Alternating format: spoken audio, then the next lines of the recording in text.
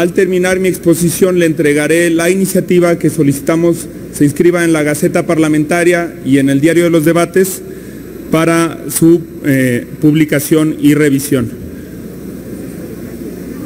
Le agradezco al Grupo Parlamentario de Movimiento Ciudadano, a la bancada ciudadana, la posibilidad de inscribir una iniciativa que al mismo tiempo es la postura con la que nosotros estamos asistiendo a la discusión que tiene pendiente este Poder Legislativo, esta Cámara de Diputados en particular, sobre el tema de salario mínimo. Nosotros lo que decimos con respecto al salario mínimo es una cosa muy básica.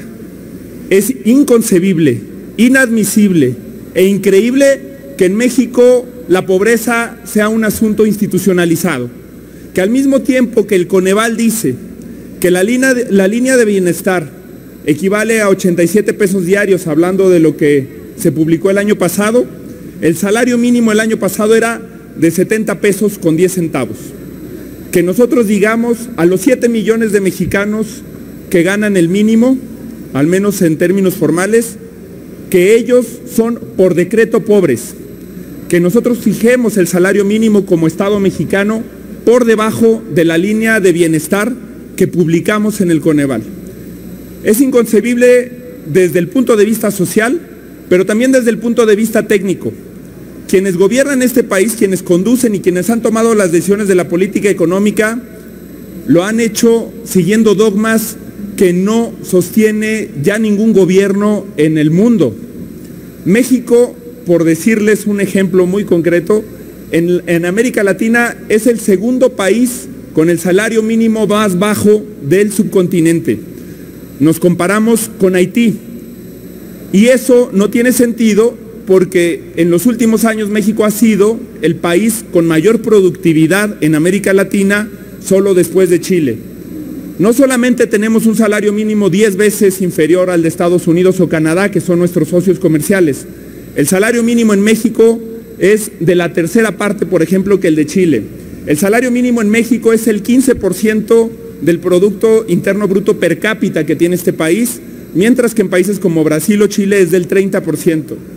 El salario mínimo en México no alcanza para salir de la pobreza. Eso es lo que no puede seguir permitiendo la Comisión Nacional de Salarios Mínimos. Nosotros estamos planteando que en la Comisión Nacional de Salarios Mínimos, para fijar el salario, se tome en cuenta los criterios que ya hay en el Coneval para la evaluación de la pobreza. Que el salario mínimo en México se fijara en estos momentos en la cantidad de 87 pesos, que le alcanzara a la gente para salir de la pobreza. No puede ser que por un asunto de dogma que ha quedado evidenciado en discusiones económicas que no se sostiene, sigamos viviendo en un país en el que la pobreza se da por decreto. Esta es una propuesta que no es de Movimiento Ciudadano ni de los diputados de Movimiento Ciudadano. Las organizaciones de la sociedad civil que están aglutinadas en el colectivo frente a la pobreza la han venido explicando, la han venido documentando, economistas del Colegio de México, del CIDE, de la UNAM, y nosotros en el grupo que la Junta de Coordinación Política ha creado para la discusión del tema de salario mínimo es lo que vamos a plantear. Esto de entrada beneficiaría a los 7 millones de mexicanos que ganan el mínimo, pero además sería consecuente. Sobra decir que en 1976, medidos a pesos de hoy, el salario mínimo era 3 veces más grande que el que es actualmente. En el 76, quien ganaba el mínimo ganaba más de 200 pesos diarios. Hoy quien gana el mínimo gana 70 pesos diarios.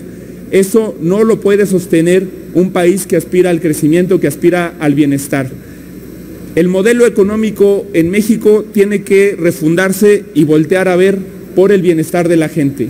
No podemos seguir concentrados en cifras macroeconómicas que no se traduzcan en bienestar. La desigualdad en un país en el que 4 personas concentran el 10% de la riqueza nacional. Obviamente esas 4 personas ganan cada año más que estas 7 millones de personas.